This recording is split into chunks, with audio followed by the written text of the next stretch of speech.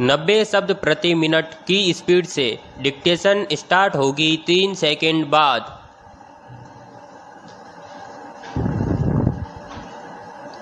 Start. Christmas का त्योहार ईसाइयों का पवित्र त्योहार है विराम।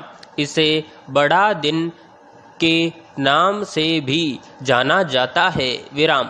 क्रिसमस समस्त विश्व भर में 25 दिसंबर को बहुत ही हर्षोल्लास के साथ मनाया जाता है विराम।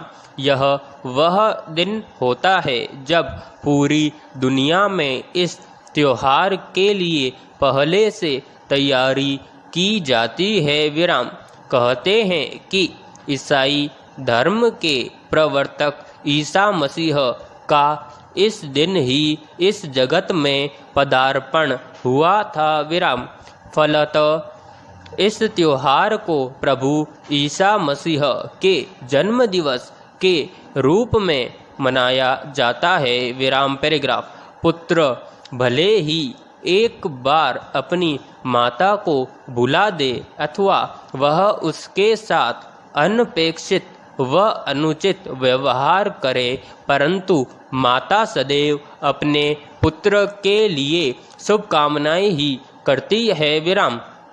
वह उसे निरंतर फलते फूलते देखना चाहती है विराम।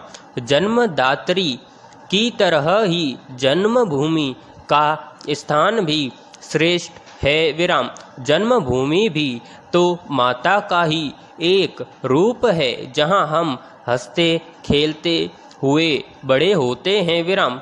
उसी का अन्न खाकर हमारे शरीर और मस्तिष्क का विकास होता है विराम।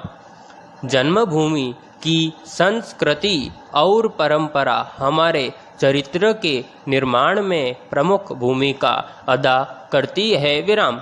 अतः जिस प्रकार हम अपनी जननी से लगाव रखते हैं तथा उसके प्रति सम्मान प्रकट करते हैं, उसी प्रकार यह जन्मभूमि भी हमारे लिए उतनी ही वंदनीय है विराम।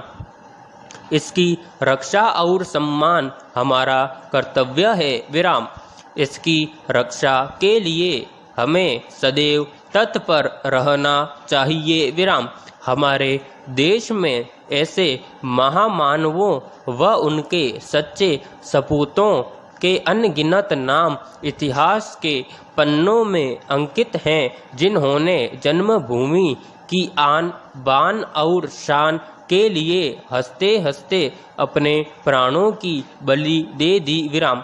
जिन्होंने न केवल अपनी जननी की कोख को अपितु अपने त्याग और बलिदान से संपूर्ण देश को गौरवान्वित किया है विराम। इन शहीदों की अमर गाथाएं आज भी युवाओं में देश प्रेम की भावना को जागृत करती है तथा उसे प्रबल बनाती है विराम। जन्मभूमि के प्रेम के कारण ही महाराणा प्रताप ने अकबर से युद्ध में हारने के बावजूद उसकी अधीनता स्वीकार नहीं की और वन में सहर्ष घास की रोटियां खाना स्वीकार किया विराम।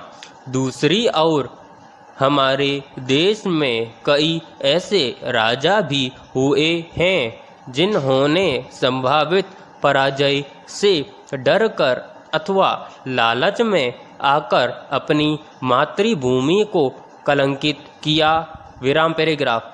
कथनी और करनी के बीच के फर्क को स्पष्ट रूप से अनुभव करना हो तो धर्म को पर्यावरण के चश्मे से देखना चाहिए विराम। कहने को तो हमारे धर्म ग्रंथों में नदियों को माँ का दर्जा दिया गया है, लेकिन दूसरी तरफ गंगा यमुना सरीखी नदियों को हम दुनिया की सबसे प्रदूषित नदियों में तब्दील भी कर देते हैं विराम। विभिन्न पशुओं और पेड़ों को हम देवतुल्य मानते हैं, वहीं दूसरी ओर उन्हें नष्ट करने में भी कोई कसर नहीं छोड़ते विराम। हवा और पानी हमारे जीवन का आधार है, फिर भी हमने इन्हें ही सबसे ज़्यादा जहरीला बना दिया है विराम। सिद्धांतों और धर्म में पर्यावरण को महत्व देना और उसकी चिंता करना अलग अलग पहलू है विराम। धर्म ग्रंथों में मानव शरीर को पर्यावरण के अंश अथवा पंच तत्वों से निर्मित माना जाता है विराम। भारत में धर्म और पर्व एक दूसरे से घनिष्ठता से जुड़े हैं विराम। सभ्यता की शुरुआत से ही त्योहार मानव समाज का हिस्सा रहे हैं विराम। ये लोगों को एक दूसरे से जुड़ने का मौका देते हैं विराम। लेकिन अब ऐसे कई पर्व पर्यावरण के लिए समस्या बनते जा रहे हैं और इनके औचित्य पर ही सवाल उठने लगे हैं विराम। उदाहरण के लिए दिवाली को ही लीजिए विराम। समाप्त।